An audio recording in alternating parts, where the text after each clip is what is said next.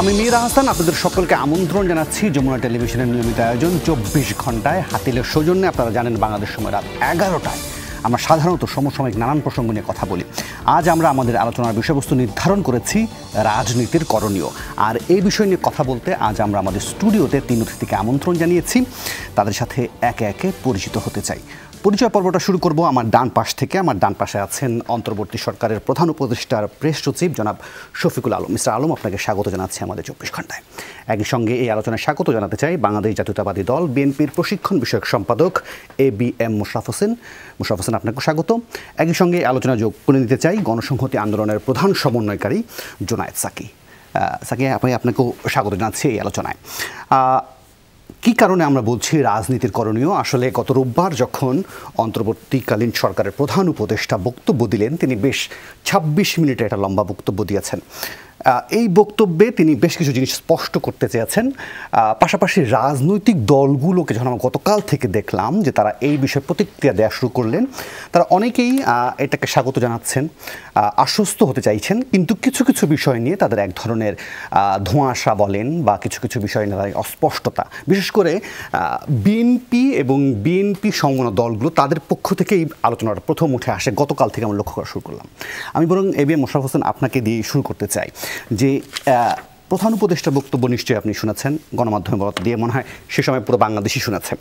এখন নির্বাচনের বিষয়টি নিয়ে কেন এত অস্পষ্টতা, বা তিনি যে বিষয়গুলোকে সামনে একে একে ধাপে ধাপে এনেছেন, বিচার বিভাগ থেকে শুরু করে পুলিশ, প্রশাসন, নির্বাচন কমিশন, অর্থনীতি, শিক্ষা, স্বাস্থ্য, এই বিষয়গুলোকে বিষয়ে মানে বিএনপির অবস্থান স্পষ্ট বিএনপি করতে পারছে, নাকি নির্বাচন নিয়ে এত অস্পষ্টতা বিএনপি বা তার সমন্বয়কদের ক্ষেত্রে হচ্ছে কেন? ধন্যবাদ আপনাকে, ধন্যবাদ আমার সহ আলোচক এবং যমুনা টিভির দর্শক শ্রোতা যারা আমাদেরকে দেখছেন, সবাইকে আমি শুভেচ্ছা জানাচ্ছি। মাননীয় প্রধান উপদেষ্টা যে বক্তব্যটা দিয়েছেন আমি মনে করি অত্যন্ত প্রাসঙ্গিক। অনেক বাংলাদেশে আওয়ামী লীগের এই দীর্ঘ 15 বছর শাসনে অনেক ক্ষেত্রে সংকট বাংলাদেশে আছে। আজকে দেখেন আমাদের যে সাংবিধানিক প্রতিষ্ঠানগুলি, সেই প্রতিষ্ঠানগুলিকে অনেকে অকার্যকর করে ফেলেছে। আজকে আমাদের নির্বাচন কমিশন অবস্থা খুবই সংকটপূর্ণ। আজকে বিচার বিভাগ নগ্ন দলীয়করণ, প্রশাসন নগ্ন দলীয়করণ, সামগ্রিকভাবে আমাদের সামাজিক যে একটা বন্ডিং ছিল সবার মাঝে, সেটাকে ভেঙে চুরমার করে দেওয়া হয়েছে। এইসব জিনিসগুলো কিন্তু মাননীয় প্রধান উপদেষ্টা যে সংস্কারের দরকার, এ ব্যাপারে কিন্তু বিএনপি একমত।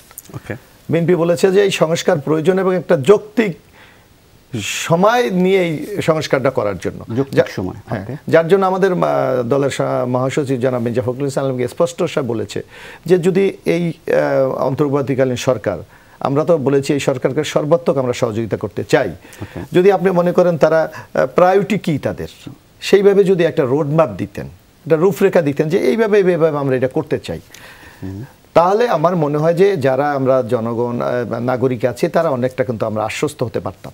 কিন্তু এখন হলো আসলে এটা কতদিন চলবে, এই একটা কিন্তু প্রশ্ন সবার মাঝেই আছে, রাজনীতিবিদদের মাঝে আছে, আজকে সমাজের যারা বোদ্ধা তাদের মধ্যে আছে, আমরা গণমাধ্যমে আছে, যে আসলে এই সরকার কতদিন থাকতে চায়।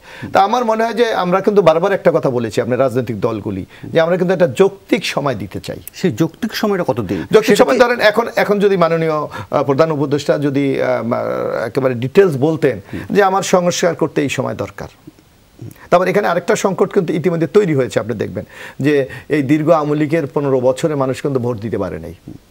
আজকে আপনি যদি একটু হিসাব করেন যে এই তরুণটার বয়স 17 আর 15 আপনি যোগ করেন, 34 বছর যে ছেলেটির বয়স বা যেই ছেলে মেয়েটির বয়স, তারা কিন্তু ভোট নামক জিনিসকে এটাকে তারা জানে না। সুতরাং এই ভোটের অধিকার আমাদের ফিরিয়ে আনতে হবে, এবং এই আন্দোলনের অন্যতম একটা দাবি ছিল কিন্তু যে ভোটের অধিকার ফিরিয়ে আনা রাজনৈতিক দলগুলির। তা এর মধ্যে আবার কিন্তু মাননীয় প্রধান উপদেষ্টা দায়িত্ব গ্রহণ পর ইতিমধ্যে আপনি দেখেছেন যে স্থানীয় সরকারের উপজেলা প্রশাসন, আপনার জেলা প্রশাসন, পৌরসভা কিন্তু ভেঙে দেওয়া হয়েছে। সুতরাং এটা দীর্ঘদিন তো আপনার প্রশাসক বা অনির্বাচিত লোক দিয়ে চলতে পারে না, এগুলিকেও কিন্তু নির্বাচন সম্পূর্ণ করতে হবে। তো সামগ্রিকভাবে সব কিছুকে নিয়ে যদি আপনি একটা প্যাকেজ প্রোগ্রাম হয় যে এতদিন আমাদের সংস্কারে আমরা পাশাপাশি চলতে পারে।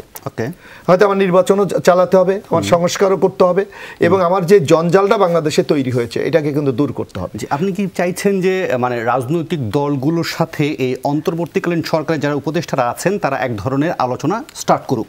উচিত না, আলোচনাতে আমি মনে করি যে আলোচনাতে স্টার্ট। এখানে জুনিয়র সাকি আছে, যেদিন আপনি শেখ হাসিনা পালিয়ে যায় সেদিন কিন্তু এই রাজনৈতিক দলগুলিকে ডেকেই কিন্তু একটা ইন্টেরিয়াম গভর্নমেন্ট কিভাবে তৈরি হয় সেটা শুরু করেছিলেন।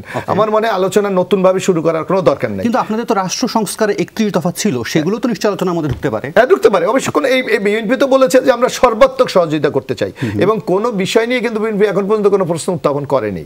কিন্তু বিএনপি শুধু বলেছে যে আমরা একটা রূপরেখা চাই, একটা রোড ম্যাপ চাই, যে এইভাবে এই যে এই সরকার কাজগুলি সম্পন্ন করতে পারে। আমি মনে করি এটি ইতিবাচক হিসেবে দেখা উচিত। আরেকটু যে জিনিসটি দরকার আপনার, সেইটার জন্য একটা জিনিস কিন্তু আমাদের মনে রাখতে হবে যে এই সরকারের মূল স্টেক হোল্ডার কিন্তু রাজনৈতিক দলগুলি। পাশাপাশি আজকে কিছু সামাজিক শক্তিও কিন্তু এখানে অন্তর্ভুক্ত হয়েছে, যেমন সুশীল সমাজ বলেন, আজকে ছাত্র সমাজ বলেন। তো সামগ্রিক সবাই কি প্রত্যাশা করে এটা কিন্তু আমরা ইতিমধ্যে সবাই অবগত হয়েছি।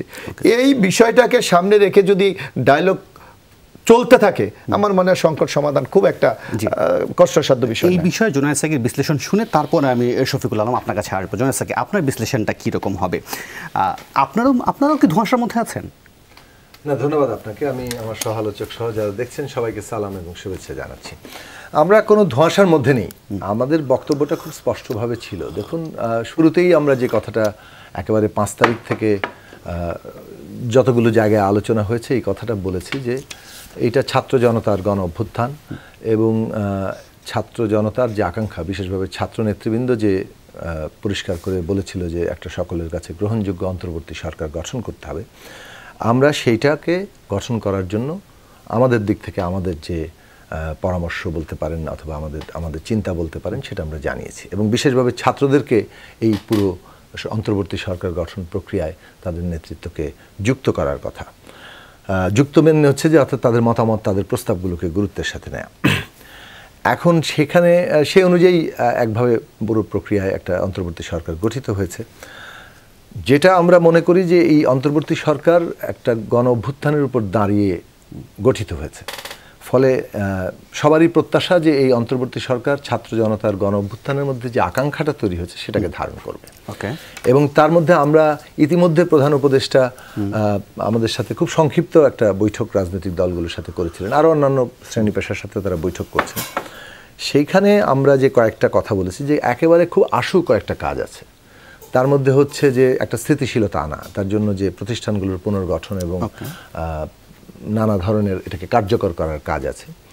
হত্যাকাণ্ডের বিচারের উদ্যোগ গ্রহণ করা, আমাদের শহীদদেরকে জাতীয় বীরের মর্যাদা দেওয়া, আহতদের দায়িত্ব নেওয়া, 15 বছরে যে লুটপাট, দুর্নীতি, পাচার, গুম, খুন, এই বিষয়ে ট্রাইব্যুনাল গঠনের জায়গায় যাওয়া, এবং একটা অর্থনৈতিক চ্যালেঞ্জ কিন্তু এই বিগত ফ্যাসিস্ট সরকার লুণ্ঠন ফোকলা বানিয়ে এটা করে রেখেছে, ফলে সেটাও একটা গুরুত্বের সাথে নেওয়া।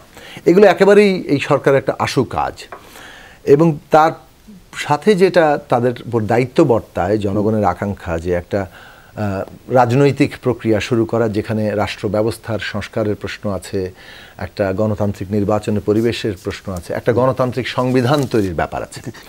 এইটা মানে এই পুরো যে সংস্কারের যে আকাঙ্ক্ষাটা, এটা কিন্তু একটা লম্বা প্রক্রিয়া। এর মধ্যে এই সরকার অনেকগুলো কাজ করবে, পরিবেশ সৃষ্টি করবে, গণতান্ত্রিক সংবিধান, ক্ষমতার ভারসাম্য, জবাবদিহিতা কিভাবে তৈরি হবে, সেই প্রশ্নগুলোর একটা জাতীয় কনসেনসাস তৈরির পথ সূচনা করবে। তো সেই জায়গাতে আমরা বলেছিলাম যে আপনারা রাজনৈতিক দল, শিক্ষার্থীরা তো আছেই এখানে, প্রতিনিধিত্ব আছে সরকারে, তারপরে শিক্ষার্থীদের নানান অংশ, তাদের সাথে আলোচনা, রাজনৈতিক দলগুলোর সাথে আলোচনা, এবং শ্রেণী পেশার বিভিন্ন স্টেক হোল্ডারদের সাথে আলোচনার পরিপ্রেক্ষিতে একটা রোড ম্যাপ তৈরি করেন। সেক্ষেত্রে আমাদেরকে মানে যেটা বলা হয়েছিল যে এই মাসটা আসলে মূলত তাদের প্রধান ফোকাস হচ্ছে একটা স্থিতিশীলতা এবং আশু কাজগুলো করা, এবং সেপ্টেম্বরেই হয়তো তারা একটা রাজনৈতিক প্রক্রিয়া কিংবা আলাপ আলোচনা শুরু করতে পারবেন। কিন্তু আরো রিফর্মের লম্বা কথা করে যখন আসে তখন একটা প্রশ্ন অনেকেই তোলেন যে ধরেন 2007 সালে যখন যেই সরকারটা ছিল সেই সময়কার সেনা সমর্থিত যে সরকারটা ছিল সেই সময় এরকম রাষ্ট্র সংস্কারের বিষয়গুলোকে সামনে এনেছিল, শেষ পর্যন্ত সেটা কতটুকু করা গেছে সেটা নিয়ে কিন্তু অনেক প্রশ্ন এখন আমি একটু পার্থক্য টানবো, আমি একটু শেষ করি। সেটা হচ্ছে যে দেখুন 7-8-এর সাথে এই সরকারের তুলনা পুরোপুরি করা যাবে না। এটা একেবারেই একটা আন্দোলনের ফসল হিসেবে একটা এসছে এবং যারা আন্দোলনের আকাঙ্ক্ষাকে ধারণ করে, আমি মনে করি প্রধান উপদেষ্টা রোববারে যে বক্তব্য দিয়েছেন সেটা মোটা বড় দাগে এইখানে আপনি ছাত্র জনতার যে আকাঙ্ক্ষা সেটাকে তার প্রতিফলন আছে। এখন তিনি বলেছেন যে রাজনৈতিক প্রক্রিয়ার মধ্য দিয়েই নির্বাচন কবে হবে এটা একটা political decision, which is true, যেটা একটা পলিটিক্যাল ডিসিশন সব স্টেক হোল্ডারদের সাথে হবে। আমরা যেটা মনে করছি, ধরুন বিভিন্ন রাজনৈতিক দলের তো পার্থক্য আছে একটা মতামতে। আমাদের গণসংহতি আন্দোলন বলেন, গণতন্ত্র মঞ্চ বলেন, আমাদের পজিশনটা হচ্ছে যে এই কাজটাকেই সেটা ঠিক করবে এবং একটা আলাপ আলোচনার মধ্য দিয়ে কিন্তু ওই কি পরিমাণ সময় লাগবে সেটাও ওই আলোচনার মধ্য দিয়ে হয়তো ধীরে ধীরে পরিষ্কার হবে। এখন আমরা মনে করি যে এটার সময় ফুরিয়ে যায়নি, মানে এই আলোচনাটা শুরু হওয়ার মানুষ প্রত্যাশা করে যে আলোচনা শুরু হোক এবং আমাদের কাছে মনে হয়েছে যে অন্তর্বর্তী সরকারের বিষয়ে আন্তরিক। শফিকুল আলম, সেক্ষেত্রে আপনি শুনছিলেন যে দুটি দলের প্রতিনিধিত্ব করেন যারা অনেক লম্বা সময় ধরে আসলে আন্দোলনের মাঠে ছিলেন, তারা তাদের বক্তব্য স্পষ্ট করেছেন। সেখান থেকে আপনার কি মনে হয় যে আসলে রোড ম্যাপ বলেন বা রিফর্ম বলেন বা আন্দোলনের আকাঙ্ক্ষা বলেন বা বাকিদের কাছ থেকে যে ধোঁয়াশাটা তৈরি হয়েছে সেই জায়গা থেকে এই দলগুলোর সাথে কবে এই আলোচনার প্রক্রিয়াটা শুরু হতে পারে? না, প্রথম কথা যে ধোঁয়াশা কিন্তু নাই এখানে। পুরো সামনে যে নির্বাচন এটার আসবে, এটা রাজনীতিবিদরাই ডিসিশন নেবেন যে কবে নির্বাচনটা হবে। এটা একটা রাজনৈতিক ডিসিশন। তিনি কিন্তু ওনার বক্তব্যে এটা বলেছেন। এটা আসবে হচ্ছে যে আসলে আপনারা এই গভর্নমেন্ট থেকে আপনারা কতটুকু রিফর্ম চাচ্ছেন। রিফর্ম তো অনেক বড় জিনিস। আপনি রিফর্ম 5 বছরও ধরেও রিফর্ম করা যায়, 15 বছর ধরেও রিফর্ম করা যায়, আবার আপনি খুবই বেসিক মিনিমাম রিফর্মও আপনি করতে পারেন। ঠিক আছে, এই রিফর্মের উপরে আপনার অনেকটা নির্ভর করে যে আপনি কবে ইলেকশন হবে, আপনি এটা এবং এই জিনিসটা আসলে রাজনৈতিকভাবে ডিসিশনটা আসা উচিত। আর রাজনীতিবিদ অনেকে ভাবছেন যে মানে এই গভর্নমেন্টের সাথে রাজনৈতিক দলগুলোর একটা আলোচনা সামনে হবে।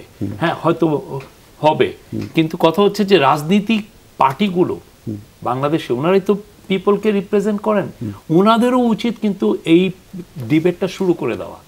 কেন শুরু করে দেয়? দেখেন, আমরা 1991 সালে যখন এরশাদ চলে গেল, হ্যাঁ, আপনি যদি পত্রিকাগুলো দেখেন 91 সালের জানুয়ারি থেকে তারপরে মানে ইলেকশন পর্যন্ত আপনি মানে ডিসেম্বরের 6 তারিখে তো এরশাদ পড়লো, তারপরের থেকে আপনি 1-2 মাসের পত্রিকা দেখেন, আমরা কিন্তু ক্লিয়ার না আমরা কিন্তু এই যে ওয়েস্টমিনিস্টার সিস্টেমে আমরা চলে গেলাম সবাই মিলে। 2টা নেত্রী ছিলেন, তাদের গুডউইল ছিল, তারা এরশাদ বিরোধী আন্দোলনে ছিলেন। সিভিল সোসাইটি খুবই ছোট ছিলেন বলছি কেন, তারা কি এখনো নেই? না, আমি ওইটার আলোকে আমি আমার আলোচনায় আসতেছি। ফলে যেটা হয়েছে যে আমাদের খুব যে ম্যাসিভ পরিমাণ ডিবেট কিন্তু সে সময় হয় নাই, সুযোগও কম ছিল, কারণ আমাদের সিভিল সোসাইটি খুবই একটা ন্যারো ছিল। ন্যারো কি, আপনি সুপ্রিম কোর্ট বার অ্যাসোসিয়েশন হচ্ছে, এটার অনেকটা লিড নিয়েছে, বাকিগুলো খুব কম। আপনি দেখবেন যে লোকাল থিঙ্ক ট্যাঙ্ক নাই।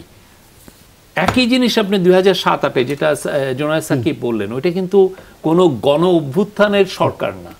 হ্যাঁ, ওইটা এক ধরনের একটা আপনি বলতে পারেন যে একটা মিলিটারি টেক ওভার হয়েছে, যদি ওরা একটা কেয়ারটেকার গভর্নমেন্টকে সিস্টেম করেছে। তো ওই জায়গায় ওইখানেও কিন্তু আপনি দেখবেন যে খুব যে ম্যাসিভ ডিবেট হয়েছে তা কিন্তু না।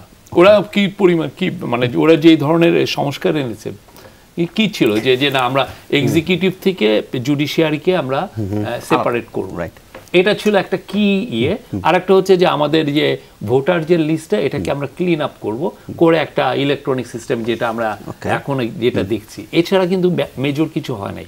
তো আমাদের সোসাইটিতে তো আসলে আমাদের জুডিশিয়ারি দেখেন এর পরবর্তীতে কি হয়েছে। এসকে সিনহার সাথে যে তৎকালীন প্রাইম মিনিস্টার শেখ হাসিনা যে এসকে সিনহাকে যেই কারণে যেতে হলো, কারণটা কি? এসকে সিনহা চাচ্ছিলেন যে লোয়ার কোর্টের সে কন্ট্রোলটা চাচ্ছিলেন, উনি দিবেন না। কেন দিবেন না? লোয়ার কোর্ট যদি আপনি কন্ট্রোল না থাকে একটা পলিটিক্যাল গভর্নমেন্টের, তাহলে কিন্তু আপনি অপোজিশন লিডারদেরকে, জোনায়েদ সাকিকে আপনি ইয়েতে ঢুকাতে পারবেন না, জেলে ঢুকাতে পারবেন না। ভালো প্রসঙ্গ তুলছেন। আমি যেটা বলছি শুনেন, আমি যেটা বলছি সেটা হচ্ছে যে রাজনীতিবিদরা, বাংলাদেশের সিভিল সোসাইটি, বাংলাদেশের স্টুডেন্টরা যারা শহীদ হয়েছেন, প্রত্যেকটা ইউনিভার্সিটির থেকে সবাই স্ব ইউনিভার্সিটি কিন্তু যোগদান করেছে এই আন্দোলনে। অনেকের ছেলেমেয়েরা শহীদ হয়েছেন। এই যে হাজার খানেক বা আরো বেশি মানুষ যে শহীদ হলেন, আমার কথা যে এই পুরো বাংলাদেশের মধ্যে সবাই মিলে ডিবেট শুরু করুক, আমরা কি গভর্নমেন্ট চাই, কতটুক এরা রিফর্ম দিবে, সেটা নিয়ে ডিবেট হোক। তারপরে আমার মনে হয় যে এটা টাইম ইজ নট। আপনারা স্যার কিন্তু বলেছেন আপনারা যদি না চান যে না আমরা এই দিনের বেশি চাই না, আমরা তো কেউ এখানে আসেনি, আমরা সবাই না, ওনার কথা স্পষ্ট যে উনি নিজে কাজ করে আনন্দ পান, ওনার কাজ আছেন, কবে বিদায় দিবেন। কিন্তু আপনি বলছিলেন যে রিফর্মের কথাগুলো, মানে অনেকে বলে না মর্নিং শোজ দ্য ডে, এখন আপনারা কি ধরনের রিফর্মে যাচ্ছেন? যে ধরেন লোয়ার কোর্টের কথা বলছিলেন, আচ্ছা একটু চিন্তা করবেন যে এখন যেভাবে সাবেক মন্ত্রী এমপিদের বিরুদ্ধে যেভাবে গণহত্যার মামলাগুলো দেয়া হচ্ছে, সেটা থেকে আপনি মনে করেন যে এটা খুব একটা ভালো রিফর্মের দিকে যাচ্ছে, বা এখান থেকে আসলে ন্যায় বিচার পাওয়ার কোনো সুযোগ আছে? এটার ব্যাপারে তো বলাই হচ্ছে যে একটা জুডিশিয়াল কমিশন করা হবে, ঠিক আছে? যে আপনি জুডিশিয়াল কমিশনে দেখবেন যে এগুলোর প্রত্যেকটারই ডিল করা হবে। হ্যাঁ, তাৎক্ষণিক যেটা হচ্ছে, হ্যাঁ, অনেক কিছুই আমাদের অনাকাঙ্ক্ষিত, হ্যাঁ, কিন্তু আপনি একটা জিনিস কি, পুরো জিনিসটা 15 বছরের যে মেস যেটা তৈরি করা হয়েছে, হ্যাঁ, 15 বছর ধরে যে মেস তৈরি করা হয়েছে, সেটা ক্লিন আপেরও তো ইয়ে আছে। আর দেখবেন যে অনেক যেগুলো কেসগুলো হচ্ছে, এটা কি গভর্নমেন্ট একটাও কেস দিচ্ছে না, পুলিশ দিচ্ছে কেসগুলো। তো আমি যেটা বলছি যে সবাই মিলে এটা পলিটিক্যাল পার্টিগুলো, বাংলাদেশে ফ্যান্টাস্টিক পলিটিক্যাল পার্টি আছে বাংলাদেশে। এই যে ওনারা যে 31 দফা যেটা বিএনপি, ওনাদের সাথেও কিন্তু কনসালটেশন করছেন। আমার মতে এখন কনসালটেশনটা আরো ডিপ হোক, সবাই থাকুক, সাথে স্টুডেন্টদেরকে নেন, পারলে প্রতিটা ইউনিভার্সিটিতে এই ডিবেটটা হোক যে আমরা কি গভর্নমেন্ট চাই। হ্যাঁ, আমরা কিন্তু 91 খুব ঠান্ডা মাথায় আমরা মানে খুব তাড়াহুড়ো করে ওয়েস্টমিনিস্টার সিস্টেমে গেলাম, উইদাউট নোয়িং যে এই ওয়েস্টমিনিস্টার সিস্টেমটা আমাদেরকে একটা ডিউরেবল সলিউশন দিবে কিনা।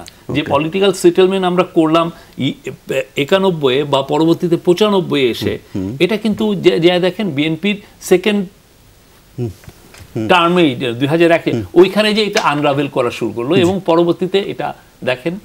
ওকে, তাহলে মোশাররফ ভাই আপনার কাছে ছোট্ট করে জানতে চাইবো, যে ব্যাখ্যা দিলেন মিস্টার আলম, সেই জায়গা থেকে আপনি নিশ্চয়ই যোগ করবেন। পাশাপাশি এটাও যদি আমি যোগ করে দিই বা জানতে চাই যে ধরেন বিএনপির অসন্তুষ্টি কি এই কারণেই তৈরি হচ্ছে যে ধরেন মামলা প্রত্যাহারের ক্ষেত্রে বিএনপির যে ধরনের দাবি দাওয়াগুলো ছিল, সেই ধরনের বিএনপি আসলে তার মামলা প্রত্যাহার হচ্ছে কি হচ্ছে না, সেই বিষয়ের জন্য কি এই মানে অসন্তুষ্টি তৈরি হচ্ছে? না, আপনার বিএনপি মামলা প্রত্যাহার নিয়ে কিন্তু এখনো আনুষ্ঠানিকভাবে কোনো বক্তব্য দেয়নি।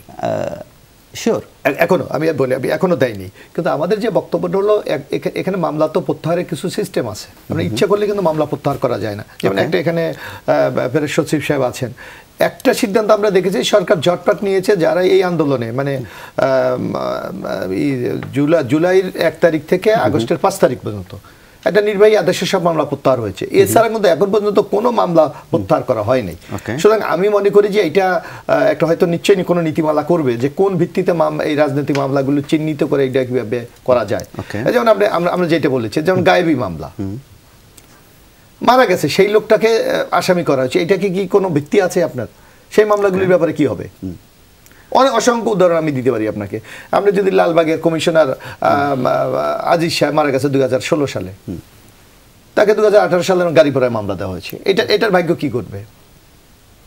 আপনি আমাদের নেতা আমির খসরু মাহমুদ চৌধুরী আমেরিকাতে ছিলেন, হাতির ঝিলে গাড়ি পোড়ানো মামলা তাকে আসামি করা হয়েছে, এটার অবস্থা কি করবে? সুতরাং আপনাকে অবশ্যই ইন্টারিম গভর্নমেন্টের একটা নীতিমালা করতে হবে যে কোন মামলা, এখন একটা খুনের মামলার আসামি যেটা প্রকৃতি রিয়েলি খুন হয়েছে, সেটাও কি আপনার রাজনৈতিক কারণে উঠতে হবে? ওকে, আপনার বক্তব্য না, আমি একটু শফিকুল আলম সাহেবের সাথে আমি একটু দ্বিমত করি। উনি বলেছে যে 91 সালে একটা তড়িঘড়ি করে একটা আমরা ওয়েস্টমিনিস্টার সিস্টেমে গিয়েছি, আমার কাছে তাই না। এখানে জুনায়েদ সাকি আছে, তখন কিন্তু 3 জোটের একটা রূপরেখা ছিল। আপনার 91 সালের গভর্নমেন্ট কিন্তু সেই 3 দলের রূপরেখাকে বাস্তবায়ন করতে গিয়ে তখন কিন্তু আমরা পার্লামেন্টারি ফর্ম অফ গভর্নমেন্টে আমরা চলে গেছি এবং সেটা সংসদে সবাই ঐক্যমতের ভিত্তিতে কিন্তু এটা করা হয়েছিল। হয়তো 3 জোটের যে রূপরেখা ছিল সবগুলো বাস্তবায়ন হয় নাই, কিন্তু অনেক ক্ষেত্র হয়েছে। আমার তো এখনো মনে আছে যে আমরা সংসদীয় গণতন্ত্রে ফিরে গেছি, আমরা ছাত্রদের বয়স 27 থেকে 30-এ করা হয়েছে, তারপর আপনার 5,000 টাকা কৃষি ঋণ মাফ করে দেওয়া হয়েছে। অনেক ক্ষেত্রে হয়তো সফলতা পাইনি, কিন্তু পদক্ষেপ কিন্তু ওই সময় নেওয়া হয়েছিল। ওকে, ঠিক আছে, আমি একটা বিরতি নেই, বিরতির পর ফিরে এসে জোনায়েদ সাকি আপনার কাছেও জানতে চাইবো নিশ্চয়ই। মিস্টার আলমের বক্তব্য থেকে যদি আপনাকে সুযোগ করার থাকে নিশ্চয়ই যোগ করবেন। পাশাপাশি এটাও জানতে চাই যে আপনার বিভিন্ন জায়গায় সংস্কারের কথা বলছেন, রিফর্মের কথাগুলো বলছেন, আপনারা কি মনে করেন রাজনৈতিক দলগুলোর ভেতরেও আসলে সংস্কার দরকার এবং সেই সংস্কার করার জন্য দলগুলো আসলে প্রস্তুত কিনা, এইটা একটু বিশ্লেষণ শুনতে চাইবো। জোনায়েদ সাকি বিরতির আগে যে প্রশ্নটা রেখেছিলাম সেটা নিশ্চয়ই বিশ্লেষণ করবেন যে আসলে আমি প্রথম বিষয়টা আপনি এর আগের আলোচনায় তুলেছেন, বিএনপি এবং সমমনা দল, এরকম কোনো বিষয় নেই। বিএনপি একটা রাজনৈতিক দল, তারা বাংলাদেশের অন্যতম বৃহৎ রাজনৈতিক দল। আমরা গণতন্ত্র মঞ্চ বলেন, গণসংহতি আন্দোলন বলেন, আরো অনেক দল আছে। আমরা একটা যুগপৎ আন্দোলন করেছি একটা সুনির্দিষ্ট কমন জায়গা থেকে, সেটা হচ্ছে যে এটা একটা ফ্যাসিস্ট সরকার, একে ক্ষমতা রেখে জনগণের ভোট বলেন আর কোনো কিছুই বলেন, কোনো কিছু আর হবে না। এটা 18 সালের পরে, মানে এটা 14-র আগেই প্রমাণিত হয়েছে, 11 সালের পর থেকে, কিন্তু 18-র পরে এটা সন্দেহাতীতভাবে হয়েছে যে এর অধীনে আর কোনো নির্বাচন করতে যাওয়া একটা তামাশা ছাড়া কিছু না, যেটা আমরা 18তে নির্বাচনে গিয়ে সেটাও আমাদের অভিজ্ঞতা। তখন আমরা এই যুগপৎ আন্দোলনটা গড়ে তুলেছি। এখন রাজনৈতিক দল হিসেবে তো প্রত্যেকেরই কিছু পার্থক্যের জায়গা আছে। বিএনপি যে 31 দফা হাজির করেছে, আমরাও একটা 31 দফা হাজির করেছি, এটা ছিল আমাদের কমন লক্ষ্য, কিন্তু কিছু পার্থক্যের জায়গা আছে মৌলিক সংস্কারের প্রশ্নে। আমরা যে কথাটা বলতে চাইছি, যেটা আমি একটু শফিক ভাইয়ের রেফারেন্সে আনবো, যে দেখুন ওয়েস্টমিনিস্টার করছি, কিন্তু আমরা কিন্তু ওয়েস্টমিনিস্টার ফলো করছি না। কারণ হচ্ছে ওয়েস্টমিনিস্টারের যে মানে ক্ষমতার পৃথকীকরণ থাকে, যেটা জবাবদিহিতার আবশ্যকীয় একটা উপাদান, সেটা আবার এখান থেকে আমি উড়িয়ে দিয়েছি। আমরা হচ্ছে ক্ষমতা এমনভাবে নিয়েছি, উপরে আল্লাহ, নিচে প্রধানমন্ত্রী, মানে এটার আর কোনো জায়গা নেই। উনি মানে স্বয়ংভূ, এবং ওনাকে কোনোভাবেই আর আপনি কেউ ধরতে পারবেন না। ওনার বিরোধিতা করলে আপনার মেম্বারশিপ বাতিল। তো এই যে একবার প্রধানমন্ত্রী নির্বাচিত হয়ে গেলে সমস্ত রাষ্ট্রযন্ত্র আপনার পকেটে, এইটা সাংবিধানিকভাবে আছে। এই যে ক্ষমতা কাঠামোটা, এটা বদলাতে হবে, সেখানে ক্ষমতার পৃথকীকরণ আনতে হবে, জবাবদিহিতা সেখান থেকেই তৈরি হবে। সেখানে আমরা বলেছি যে কতগুলো বড় বাধা আছে। একটা হচ্ছে, ধরুন আর্টিকেল 70 থাকলে আপনি সংসদ সদস্য নির্বাচিত হওয়ার দরকার, নিয়োগ দিলেই হয়, কারণ ওটাতে হাত তুলতেই হবে, আলটিমেট ভোটে হাত তুলতে হবে। আপনি অনেক আলোচনা করতে পারেন, কিন্তু ভোটে যে আপনি কিছু করতে পারবেন না। তাহলে আর্টিকেল 70 সংস্কার করতে হবে। 2 নম্বর বিষয় হচ্ছে কনস্টিটিউশনাল পোস্ট, ইলেকশন কমিশন থেকে শুরু করে দুর্নীতি দমন কমিশন, অ্যাটর্নি জেনারেলের পদ, তারপরে ধরেন আপনার এই যে মানবাধিকার কমিশন, ইভেন বিচারপতিরা, এই যে আপনি সেপারেশন অফ পাওয়ারটা করবেন, এদের অ্যাপয়েন্টিং অথরিটি কে? যদি প্রধানমন্ত্রী সবকিছুর অ্যাপয়েন্টিং অথরিটি হয় এবং রাষ্ট্রপতি কেবল ক্ষুদ্র জগন্নাথ হয়, তাহলে এইটার আর কোনো বদল হবে না। আমরা বলেছি রাষ্ট্রপতি এবং প্রধানমন্ত্রীর ক্ষমতার ভারসাম্য লাগবে, এবং অ্যাপয়েন্টিং অথরিটি কনস্টিটিউশনাল কমিশনের ক্ষেত্রে, মানে কনস্টিটিউশনাল পদগুলোর ক্ষেত্রে কনস্টিটিউশনাল কমিশন গঠন করে অ্যাপয়েন্টিং অথরিটি করতে হবে, যেখানে সরকার, বিরোধী দল এবং বিচার বিভাগের প্রতিনিধিত্ব থাকবে। এটার উদাহরণ বিভিন্ন দেশে ইতিমধ্যে আন্দোলনের মধ্যে দিয়ে তৈরি হচ্ছে। এখন এই যে কতগুলো মৌলিক কথা, আমি যদি আমাকে লিস্ট বলতে বলেন, সব আমি তুলতে পারবো। যে কথাটা আমরা বলছি, তারপর ইলেকশন সিস্টেম, আপনি একটা ভোট বেশি পেয়ে পুরো দেশের রাজত্ব নিয়ে নিচ্ছেন, এই ফার্স্ট পাস দি গোল। এখন এইটা আমরা বলতে চাইছি যে এর মধ্যে ভারসাম্য আনতে হবে।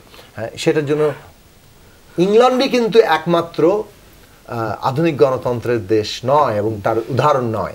আপনি ইংল্যান্ড বাদে পুরো ইউরোপ দেখেন, সেখানে সংখ্যানুপাতিকতার একটা মানে ধরন সেখানে চালু আছে, এবং এই সংখ্যানুপাতিক ধারার মধ্যে দিয়ে আপনার ভারসাম্য আনা হয়, যাতে সকলের সমাজের বিভিন্ন অংশের প্রতিনিধিত্বটা আসে।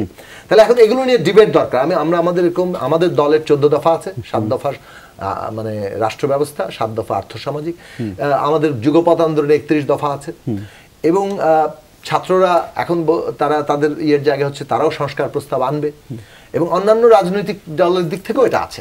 আমার কথাটা হচ্ছে, শেষ করি, সেটা হচ্ছে যে এখন এই আলোচনাটা নিঃসন্দেহে যে এই আলোচনাটা শুরু হবে, এবং আমরা যেটা অন্তর্বর্তীকালীন সরকারকে বলছি যে পলিটিক্যাল পার্টি এবং আদার সমস্ত স্টেক হোল্ডার্স, তাদের সাথে আলোচনাটা করেন যে আপনারা কি কি করতে পারবেন, কোন কোন কাজগুলো ইলেকশনের জন্য খুব জরুরি, একদিকে সংস্কার, অন্যদিকে সংস্কারগুলো ইলেকশনের জন্য জরুরি, আর একটা নির্বাচনের সংস্কার ছাড়া হবে না।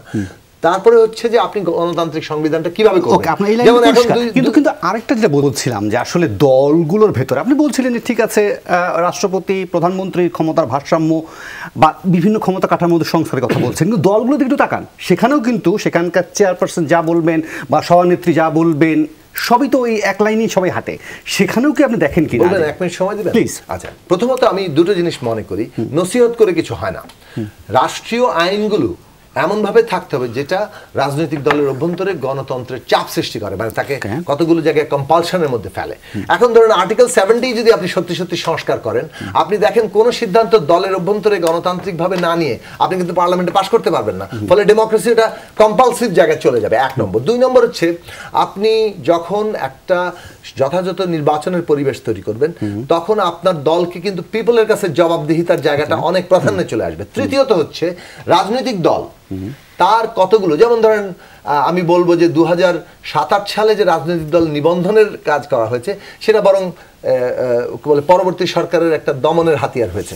কিন্তু রাজনৈতিক দলকে যদি আপনি এই জায়গায় আনেন যে প্রত্যেকটা দল, এটা যদি সাংবিধানিক আইন হয় যে প্রত্যেক দলে প্রাইমারির ব্যবস্থা থাকতে হবে, তাহলে আপনি রাজনৈতিক দলের ভেতরে প্রার্থী নির্বাচনে ওই যে একটা বোর্ড করে দিলেন, সমস্ত বোর্ড হচ্ছে নানান বিনিময়ের মধ্যে করলো, এটা হবে না, কারণ সভ্যদের ভোটেই কিন্তু তার প্রতিনিধিত্ব নির্বাচিত হবে। আমি শেষ করি, লাস্ট লাইন হচ্ছে আপনি মানে ধরেন কোন দলে কে নেতা হবে এটা তো ওই দলের গঠনতন্ত্র অনুযায়ী নির্বাচিত হবে, সেই নির্বাচন আছে কি নাই সেটা কিন্তু এই আদার কাঠামোগুলোর উপর নির্ভর করে। মোশাররফ ভাই, আপনার বিশ্লেষণ একটু শুনতে চাইবো। ধরেন রাজনৈতিক পরিবেশের কথা বা রাজনৈতিক স্পেসের কথা আমরা অনেকবার অনেক দিন ধরে বলছি। ধরেন গত 15 বছরে যখন বলা হচ্ছিল যে আওয়ামী লীগ এবং তার সমমনা 14 দল বা মহাজোট শুধু তাদের জায়গাটা রেখে বাকি সবার জন্য রাজনৈতিক করার স্পেস বা পথ অনেকটাই সংকীর্ণ করে ফেলেছিল বা একেবারে রুদ্ধ করে ফেলেছিল, এখনকার পরিস্থিতি কি আপনার সেরকমই মনে হয় কিনা যে আসলে বাকিরা সবাই মিলে আসলে আওয়ামী লীগকে আসলে তার রাজনীতি করার পথটা অনেকটা সংকীর্ণ করে ফেলছে? কারণ আওয়ামী লীগ তো আর শুধুমাত্র একটা পরিবারের দল নয়, সেই জায়গাতে আপনার বিশ্লেষণটা কি হবে? না, এখানে আপনি একটা জিনিস লক্ষ্য করবেন, আজকে আওয়ামী লীগের যে অবস্থা হয়েছে এর জন্য কিন্তু আওয়ামী লীগ নিজেরাই দায়ী। আজকে শেখ হাসিনা পালিয়ে গেছে, বাংলাদেশে আমরা দেখেছি, আপনি যদি স্বাধীনতা উত্তর দেখেন, স্বৈরাচার এর সাথে একজন স্বৈরাচার ছিলেন, 9 বছর আমরা তার বিরুদ্ধে আন্দোলন করেছি, এর সাথে কিন্তু পালিয়ে যায়নি, উনি কিন্তু কারাগারে গেছেন। বেগম খালেদা জিয়ার বিরুদ্ধে কেয়ারটেকার মুভমেন্ট হয়েছিলেন, উনি কিন্তু সংসদ থেকে পদত্যাগ করে গিয়ে রাজপথে দাঁড়িয়ে বাংলাদেশের ইতিহাসে 116 সিট নিয়ে কিন্তু বিরোধী দলে বসেছে। আজকে শেখ হাসিনা পালিয়ে যেতে হলো কেন? যেই আলোচনার আপনি এই সংস্কার আপনি যে বলেন, আজকে আমাদের সকল প্রতিষ্ঠানকে কিন্তু ওনারা ধ্বংস করে দিয়েছে, চূর্ণ বিচ্ছিন্ন করে দিয়েছে এবং রাষ্ট্রীয় ক্ষমতাটাকে এমনভাবে নিজের ব্যক্তিগত সম্পত্তিতে পরিণত করেছে যার কারণে কিন্তু আজকে জনরোষে পড়তে উনি বাধ্য হয়েছে। যার জন্য এখন তো আওয়ামী লীগের রাজনীতি করতে কোনো বাধা নেই, আজকে তো এখন তো একটা নিরপেক্ষ গভর্নমেন্ট, তারা কেন মাঠে নাই? কারণ তারা মানুষের উপর এত অত্যাচার নির্যাতন নিপীড়ন করেছে যে আজকে তাদের সেই সাহসটুকু হারিয়ে ফেলেছে। এর দায় কি আপনি কাকে দেবেন? এই ইন্টেরিয়াম গভর্নমেন্টকে দেবেন বা রাজনৈতিক প্রতিপক্ষ দলগুলিকে দেবেন? আমার মনে হয় তাই না। এটা আওয়ামী লীগের কৃতকর্মের জন্য আজকে তারা জনগণ থেকে বিচ্ছিন্ন হয়ে গেছে। সুতরাং এই জনগণের এই আস্থাটা তাদেরকে ফিরিয়ে আনতে হবে। ওকে, তাহলে এই জায়গাতে যদি একটু শফিকুল আলমে আপনার বিশ্লেষণটা শুনতে চাই যে আপনার কি মনে হচ্ছে পরিস্থিতিটা আসলে এখন তো সবার জন্যই তো নিশ্চয়ই অন্তর্বর্তীকালীন সরকার নিশ্চয়ই কোনো বিশেষ দল বা বিশেষ পক্ষের জন্য না, নিশ্চয়ই এদের সবার জন্যই, সেক্ষেত্রে আপনার বিশ্লেষণটা কি হবে? পাশাপাশি আরও একটা জিনিস ছোট্ট করে জানতে চাইবো যে ধরেন আমরা এখন পর্যন্ত দেখতে পাচ্ছি যে ধরেন বিভিন্ন মন্ত্রী এমপি যাদেরকে আসলে আদালতে হাজির করা হচ্ছে, সেখানে আমরা নানান ধরনের অনাকাঙ্ক্ষিত ঘটনাগুলো ঘটতে দেখছি। ধরেন অনেকে হয়তো বলতে পারেন বা অনেকে হয়তো দাবি করতে পারবেন যে এইগুলো পরিণতি হতে পারে বা এই পরিণতির জন্য তাদের প্রস্তুত থাকা উচিত, এরকম অনেক ধরনের বিশ্লেষণ আছে। কিন্তু দিন শেষে এই মানুষগুলোকে তো আপনার আদালতে ঠিক মতো হাজির করা, সেখানকার পরিবেশগুলো কেন ঠিক করা যাচ্ছে না? প্রধান উপদেষ্টা তো বলেছেন, উনি স্পষ্টভাবে কিন্তু ব্যাপারটা বলেছেন, তো আমি এটা নিয়ে আর ইয়ে করব না। বাট আমি যেটা বলি যে পুরো রাজনীতিক স্ফিয়ারে যেই ধরনের অপব্যবহার হয়েছে সেই জায়গাগুলো আমাদেরই ঠিক করতে হবে। আমরা কোন পথরেখায় যেতে চাই, আমাদের রিফর্মটা কি হওয়া উচিত, এবং এটা সত্যিকার অর্থে এটা আসা উচিত পলিটিশিয়ানদের থেকে। তারাই বলুক কিভাবে এগোবে দেশ, কতটুক এনারা করে যাবেন, কতটুক পলিটিক্যাল গভর্নমেন্ট এসে করবে, কতটুক বেসিক মিনিমাম না করলেই না। কেননা সত্যিকার অর্থে যদি আপনি খুব তাড়াহুড়া, যেটা স্টুডেন্টরা বলছে কেউ আমি তাদের সাথে এটা যেটা আমি শুনেছি যখন আমি ছিলাম মানে জার্নালিস্ট ছিলাম, তখন ওরা তো ওদের মূল ইচ্ছাটা কি, ওদের মূল ইচ্ছা হলো রাষ্ট্রটাকে মেরামত করতে হবে। রাষ্ট্র মেরামত করার জন্য ওরা কিন্তু ইন্টারিম গভর্নমেন্টকে সাপোর্ট দিচ্ছে, ওরাই নমিনেট দিয়েছে যে এনারা থাকুক। তো রাষ্ট্র মেরামতটা তো অনেক বড় জিনিস, আপনি কতটুক করলে আমরা বলতে পারি যে একটা ভালো ট্রুলি একটা ডেমোক্রেটিক গভর্নমেন্ট একটা টেক ওভার করবে, এই ইন্টারিম গভর্নমেন্ট থেকে ট্রানজিশন হবে, একটা আমাদের ডেমোক্রেসির একটা সুন্দর সূচনা হবে। এই যে সুন্দর সূচনাটা, এটা নিয়ে ডিবেটটা হওয়া খুবই জরুরি। এটা আমার মনে হয় আজকেই সমস্ত পার্টি করা উচিত, বাংলাদেশের প্রতিটা ঘরে ঘরে হওয়া উচিত। আজকে যেমন ধরেন বন্যা হলো, বন্যা হলে দেখেন সবার মধ্যে একটা ওনারশিপ আসছে যে না এই যে যারা বন্যায় যারা এফেক্টেড হলেন, বন্যা কবলিত, সবাই কিন্তু এগিয়ে আসছে। ঠিক তেমনি আমাদের যে রাষ্ট্র নির্মাণ, আপনি যে অনেকে বলছে যে we need to create second Republic, এই যে সেকেন্ড রিপাবলিকটা যে আমরা তৈরি করব, এটা ধ্যান ধারণা একটা, এটা কি হবে, আমাদের কোন কোন সোশ্যাল চিন্তাটা থাকবে, আমাদের মাইনরিটির রাইটগুলো কি হবে, অনেক হাজার হাজার চিন্তা। এটা কিন্তু একটা দুইটা বিষয় না, আর্টিকেল 17 তো আছেই, অনেক অনেক বিষয়। ইভেন আমাদের ইউনিভার্সিটিগুলো কি হবে, আমাদের স্টুডেন্টরা কি পড়বে, বা আমাদের শিক্ষা ব্যবস্থা কি হবে, অনেক কিছু আছে। সেই জন্য আমার কথা হচ্ছে যে আপনারা বেসিক মিনিমাম জিনিসগুলো, ওনার আপনি যদি ভাষণটা আবার পড়েন সবকিছু কিন্তু আমি দেখেছি, অনেকবার দেখেছি, কিন্তু আপনি পাবলিক বিশ্ববিদ্যালয়ের কথা তুলছেন, 2 মাস ধরে বন্ধ, এই বিষয়ে তো কোনো সিদ্ধান্ত পাচ্ছি না বা শুনছি না আমরা। 2 মাস ধরে কি পাবলিক বিশ্ববিদ্যালয়গুলো বন্ধ, এগুলো আরো থাকবে, স্টুডেন্টদেরকে কি এখন পাঠাতে হবে? আপনি গভর্নমেন্ট এই তো স্বৈরাচারী তো গেল 5ই আগস্ট, 5ই আগস্ট থেকে 8ই আগস্ট দেখেন কোন গভর্নমেন্ট নাই, তারপরে আপনি বেশ কিছুদিন ধরে পুলিশ নাই। হ্যাঁ, আমরা যে আমাদের সামাজিক শক্তি কতটা শক্তিশালী দেখেন, এত অন্যান্য যদি ইভেন বড় একটা দেশেও মানে খুবই সিভিলাইজ দেশেও যদি পুলিশ না থাকে, একটা তো আতঙ্কের একটা অবস্থা। সেখানে কিন্তু দেখেন পুলিশ নাই, ট্রাফিক পুলিশ নাই, স্টুডেন্টরা যে হাল ধরছে রাস্তার, যে না আমি রাস্তাটা ঠিক করবো। রাস্তাটা হচ্ছে first sign of a government যে ফাংশনিং করছে, সেটার প্রথম সাইনটা হচ্ছে রাস্তা, রাস্তাকে ওরা হাল ধরছে। তা আমার মনে হয় যে কি সবার মধ্যে একটা ওনারশিপ তৈরি হয়েছে যে এটা আমার দেশ, যে গ্রামে যে ছেলেটা টাকা উঠাচ্ছে ফ্লাডের জন্য, সেও ভাবতেছে যে এটা আমার দেশ, আমার এই ফ্লাড বন্যা কবলিত লোকটার পাশে আমার দাঁড়াতে হবে। ঠিক তেমনি আমি কোন দেশটা চাই, আমি কোন রিপাবলিক চাই, আমি কিভাবে, আমি এমন কতটুক নিশ্চিত হতে চাই যে আমাদের রাজনৈতিক দলগুলো আবার ভবিষ্যতে যদি ক্ষমতায় আসে, যে আমার যে ক্ষমতা, আমার যে অধিকার, এটা হরণ করবে না। জি জি, আমি তাহলে একটা বিরতি নিই, বিরতির পর ফিরে এসে জোনায়েদ স্যারকে আপনার কাছে জানতে চাইবো যে ধরেন আমরা গণমাধ্যমের মানুষ যারা আছে তারা তো সবসময় ধরেন এর আগে কী হচ্ছে সেটা নিয়ে প্রশ্ন তুলতে চাই না, বরং আমরা এখন জানতে চাই যে ধরেন আমরা কি ডক্টর মোহাম্মদ ইউনূসের যিনি প্রধান উপদেষ্টা তার কি সমালোচনা করতে পারবো?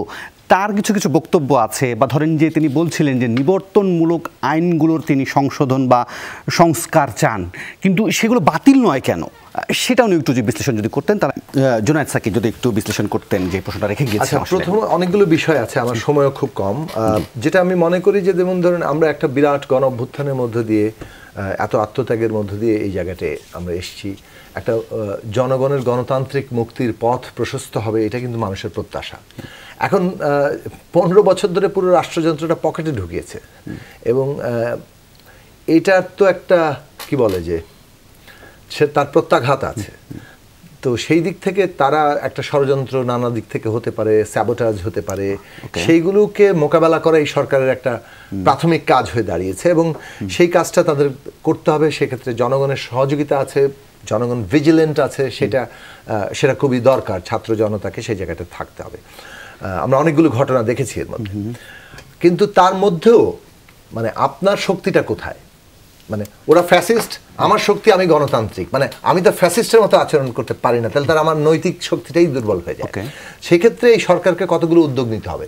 নিবর্তনমূলক যে সমস্ত আইনগুলো আছে সেগুলো কিন্তু অবিলম্বে বাতিল, কিংবা ওই অধ্যায়গুলোকে একেবারে বিলুপ্ত করা, যেগুলো আমাদের নাগরিকের অধিকার হরণ করে, সোজা সাপটা করে। যেমন ধরেন সাইবার সিকিউরিটি অ্যাক্ট থেকে শুরু করে অনেকগুলো বিষয়। তারপর সংবাদ মাধ্যম, এখন বাংলাদেশের সংবাদ মাধ্যম কি আবারও ভয় পাবে, নাকি তারা যাকে বলে যে সত্যিকার অর্থে তথ্যভিত্তিক সমালোচনাটাকে হাজির করতে নির্ভয়ে সেটা করতে পারবে, সেটা যে ব্যক্তি হোক না কেন? এইগুলো খুব জরুরি। তারপরে ধরুন বাংলাদেশের ভবিষ্যৎ সমাজটা কি হবে, নীতিগত জায়গাটা কি? আমরা কিন্তু একটা ইনক্লুসিভ বাংলাদেশের কথা বলেছিলাম পলিটিক্যালি আমাদের পরিচয়, আমাদের সেটা ধর্মীয় হোক, জাতিগত হোক, লিঙ্গীয় হোক, আমরা মানুষ হিসেবে, নাগরিক হিসেবে আমাদের রাষ্ট্রের সাথে সম্পর্কটা হবে এবং মর্যাদা সবার জায়গায় থাকবে। মর্যাদা কত গুরুত্বপূর্ণ সেটা আমাদের ছাত্ররা দেখিয়েছে। জীবনের চাইতে ইজ্জত অনেক বড়, এই কথা আমরা বহুবার বলেছি এবং সেটা ছাত্ররা প্রমাণ করেছে যে তাদের মর্যাদায় যখন আঘাত করা হয়েছে তারা ফুঁসে উঠেছে এবং এই ঐতিহাসিক উত্থানটা ঘটেছে। এখন ইনক্লুসিভ নীতিটা মানে আমাদের কার্যকর করতে হবে, কিন্তু তার মানে এই না যে অপরাধীরা কোনোভাবে রেহাই পাবে।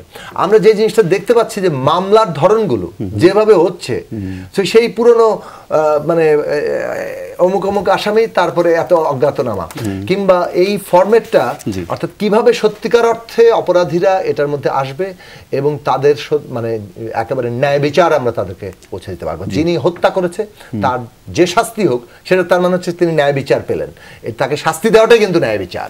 সুতরাং সেইটা আমাদের নিশ্চিত করতে হবে, কারণ বিনা বিচারে এই জায়গা যাওয়ার আর কোনো সুযোগ নেই। পলিটিক্যাল ডিভাইড বলে কোনো কিছু আর করা যাবে না।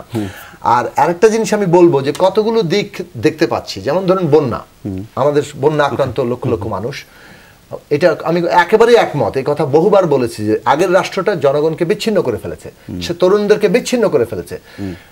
কিন্তু এই যে মানুষ এখন নিজের ওনারশিপ, এই রাষ্ট্রটা আমাদের, এই দেশ আমাদের, এবং তারা সবাই কাজে নেমে পড়েছে, এটার একটা আবার সমন্বয় করা দরকার।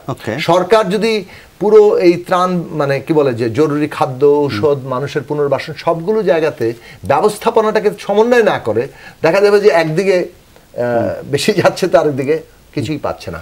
তো সেই রকম দিকগুলো আমরা দেখতে চাই যে একটা নতুন একটা যাত্রা আসলেই এখানে শুরু হয়। মোশাররফ ভাই, আপনার বিশ্লেষণটা শুনতে চাই। আমি আসলে আশাবাদী হতে চাই। নিশ্চয়ই আশাবাদী হবেন। আমি অবশ্যই আশাবাদী হতে চাই। আপনি দেখেন একটা পরিবর্তন কিন্তু লক্ষ্য করেছেন। আপনি দেখবেন এই যে বন্যা, এই বাংলাদেশের মানুষের মধ্যে যে একটা স্বতঃস্ফূর্ততা, আপনি একটু বিগত 15 বছর চিন্তা করেন, কোন সমাজের যে আমাদের শক্তিগুলি ছিল, সেই যে কোনো দুর্যোগে বলেন, যে কোনো বিপদে বলেন, এদের কি কোনো অংশগ্রহণ, স্বতঃস্ফূর্ত অংশগ্রহণ ছিল? আমি দেখিনি। আমরা এটা দেখেছিলাম এরশাদ বিরোধী আন্দোলনের সময়, এই যে ছাত্ররা যে কোনো প্রাকৃতিক দুর্যোগ বলেন বা যে কোনো সাধারণ মানুষগুলো ঝাঁপিয়ে পড়েছিল। এই 15 বছরের পর প্রথম কিন্তু আমরা এখন দেখলাম যে এই যে আজকে আমাদের এই পূর্বাঞ্চলে যে ফেনী, নোয়াখালীতে যে বন্যাটা হচ্ছে, আমার মনে হচ্ছে বাংলাদেশের প্রত্যেকটা নাগরিককে কিন্তু এটা টাচ স্পর্শ করছে, সবাই কিন্তু নেমে গেছে। এই যে একটি জাগরণ, এই জাগরণটা কিন্তু আমরা চাই। এবং জুনায়েদ শাকিল যে অনেকগুলি সংকটের কথা বলেছে, আমরা কিন্তু আশাবাদী যে এই সরকার যে এই যে সংস্কারের কথা বলা হচ্ছে, যদি আমরা সবাই যেভাবে আজকে এই সরকারকে সমর্থন জানাচ্ছে, আমার মনে হয় শফিক ভাই বলেছে সমর্থন জানাচ্ছেন, খুব ভালো কথা, কিন্তু দলের কোন রাজনৈতিক দলের যে নিজস্ব একটা শক্তি থাকে বা নিজস্ব একটা ব্যবস্থাপনা থাকে, সেটা আসলে কতটুকু দেখা যাচ্ছে। ধরেন আজকেও যখন আমরা জামাতের আমিরের বক্তব্য শুনছিলাম, তখন তিনি হয়তো বেশ কিছু প্রসঙ্গ এনেছেন, তারা এই অন্তর্বর্তী সরকারকে সময় দিতে চান, কিন্তু আরেকটা জিনিস তিনি বলছিলেন যে পূর্বের যে 15 বছর বলছিলেন না, যে 15 বছর কি হয়েছে, সেটাও তিনি বেশ কিছু আলামত এখন লক্ষ্য করেন। যেমন দখলদারিত্বের বিষয়টা তিনি তুলছেন, তিনি এই বিএনপিকে হয়তো সরাসরি নাম না বললেও ইঙ্গিত করছেন সেটা বলছেন যে সেই তো পুরনো ধারায় আবার আপনাদের দলই এসে আবার দখলদারিত্ব শুরু করছে। না, এইটা এইভাবে আপনি একেবারে সরলীকরণ করলে কিন্তু আপনার হবে না।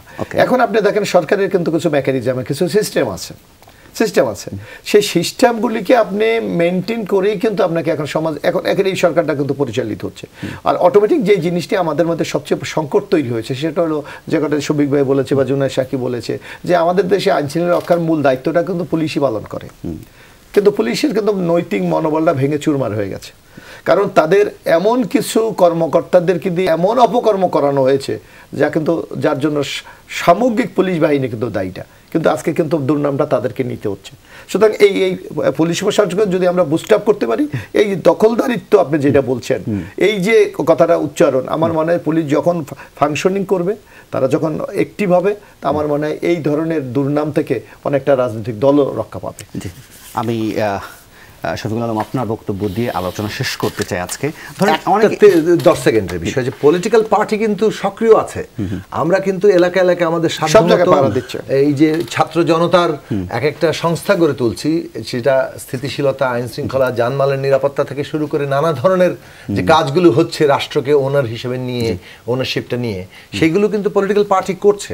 জি, মিস্টার আলম, আপনার বিশ্লেষণটা একটু জানতে চাইবো। ধরেন অনেক দিন বা অনেক সময় বাংলাদেশের সাংবাদিকতাকে নিয়ে অনেকে রসিকতা করে বলেন যে বাংলাদেশের সাংবাদিকতা হলো যেখানে বৃষ্টি সেখানে ছাতা, এটা হচ্ছে বাংলাদেশের সাংবাদিকতা।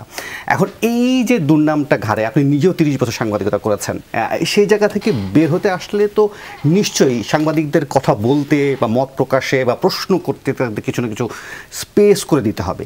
তো এই নিবর্তনমূলক বা নিপীড়নমূলক আইনগুলো সংশোধন করা হবে কেন, এগুলো বাতিল করা হবে না কেন? না, এটা তো এই সংশোধনের কথা বলা হচ্ছে। বেশি আগে যেটা ছিল যে অনেকগুলো কেসের ক্ষেত্রে দেখা যাচ্ছে যে ধারাগুলো এগুলো বাদ দিলেও কিছু কিছু রাখা যায়। আর যদি পলিটিক্যাল পার্টিরা বলেন যে না আমরা এটা নিবই না, তাহলে এটা বাদ পড়বে। এটা তো এমন কোনো না যে এটা সংশোধনই করতে হবে বা এটা হচ্ছে যে পলিটিক্যাল পার্টি, বাংলাদেশের সিভিল সোসাইটি, তারাই ডিসাইড করবেন যে এই লগুলো সত্যিকার অর্থে রাখা উচিত কিনা, বা আমরা কি এই লকে রাখতে পারি এই সেকশনগুলো বাদ দিয়ে। হ্যাঁ, এই লয়ের এই সেকশনগুলো হচ্ছে খুবই ডিস্টার্বিং, একে বাদ দিয়ে আমরা এই লকে রাখি। কারণ একটা জিনিস কি, পার্লামেন্ট তো নাই, ঠিক না? অনেক ক্ষেত্রে পার্লামেন্ট যদি না থাকে সেক্ষেত্রে যখন আপনি অ্যাডমিনিস্ট্রেটিভ অর্ডার দিয়ে কিছু কিছু আপনি যেগুলো কন্ট্রোভার্সিয়াল যেগুলো ধারা, সেগুলোকে আপনি বললেন যে না এটা থাকবে। তারপরে যখন নতুন রাজনৈতিক গভর্নমেন্ট আসবে তারা কিন্তু বলতে পারে যে না আমি এই লটাই রাখবো না, দরকার নাই, আমরা আসেন ভোটাভুটি করি পার্লামেন্টে, এই লটা আমরা ছুঁড়ে ফেলে দিলাম। কিন্তু বাট এই যে সামনে যে কয়টা মাস এই গভর্নমেন্ট, আপনি বলতে পারেন যে এই ধারাগুলো আপনারা আপাতত সাসপেন্ডেড রাখেন। হ্যাঁ, এটা দিয়ে আমরা চলতেছে, বাট দেন একটা পলিটিক্যাল পার্টি এসে শফিকে অনেকগুলো কিন্তু নির্বাহী আদেশে অনেকগুলো আইন বাতিল করা যায়, সংস্কার করা যায়, সেটাও করা যায়। সেক্ষেত্রে আমরা তো যেটা সংসদ সেটা রাটিফাই করবে, এটাকে তো উনি যেটা করতে চাচ্ছেন যে সবাইকে বলতেছেন যে আপনারা ডিবেট করেন, আপনারা করেন এই জিনিসগুলো। আর যেটা হচ্ছে যে আমাদের তরফ থেকে বা আমি গভর্নমেন্টের তরফ থেকে বারবার বলা হচ্ছে যে freedom of speech, freedom of press non negotiable. Right, এই জায়গায় আমাদের কোনো নাই। আমরা কাউকে বলছি না যে না আপনি টিভি বন্ধ করেন, কাউকে বলতেছি না যে আপনার এই নিউজটা খুবই গভর্নমেন্টকে অ্যাটাক করে হচ্ছে, এটা করেন না। বা ডিজিএফআই যেটা করতো বা যেটা করতো যে আপনাকে ফোন করে বলতেছে যে এই আজকে কিন্তু এই নিউজগুলো দিবেন না, বা সাকিব ভাই খুব একটা টাফ স্পিচ দিয়েছেন, এটার জন্য টিভিতে না দেখতে পারি। তবে কি আপনি আমাকে নিশ্চয়তা দিচ্ছেন যে আমাদেরকে নিশ্চয়তা দিচ্ছেন যে অন্তর্বর্তীকালীন সরকারের প্রধান উপদেষ্টার প্রেস সচিব জনাব শফিকুল আলম বলছেন যে গণমাধ্যমকে আর অতীতের মতো কেউ কোনো প্রশ্ন করবে না, চাপও দেবে না, যেটা বন্ধ করো। এই জায়গাটা আমরা উনি কিন্তু বারবার বলেছেন কোন ধরনের আপনারা লেখেন এই যেই ধরনের কোনো যদি অ্যানার্কি হয় আপনি লেখেন, কোন ধরনের হলে আপনি লিখলে আমরা এমবোল্ডেন হব। আপনি যদি আমার ভুলটা ধরায় দেন যে আমি এমবোল্ডেন হব, আমি দেখবো যে হ্যাঁ আমার এখানে ভুল হচ্ছে। হ্যাঁ, আপনার প্রেসটা খুবই এসেনশিয়াল একটা ডেমোক্রেসি বা ডেমোক্রেসিতে যে ডিবেটগুলো হবে। একটু শফিক ভাই, যেমন আমরা যারা জেলে গিয়েছি আমরা দেখেছি যে সাইবার সিকিউরিটি অ্যাক্টে অনলি এই যে সোশ্যাল মিডিয়ায় লাইক দেওয়ার কারণে অথবা শেয়ার দেওয়ার কারণে অসংখ্য লোক কারাগারে আছে। এইগুলির ব্যাপারে আপনাদের ব্যবস্থা নেওয়া উচিত। জি, যোগ না করতে চান তাহলে আমি শেষ করতে চাই আজকে অনুষ্ঠান। না, আমার মনে হয় আমি কভারড। ওকে, অসংখ্য ধন্যবাদ জুনায়েদ সাকি, একই সঙ্গে ধন্যবাদ এবিএম মোশাররফ হোসেন এবং শফিকুল আলম। আপনাদের মূল্যবান সময় এবং মন্তব্য জানিয়েছেন। এই ছিল আজকে 24 ঘন্টায়, কাল আবারও দেখা হবে।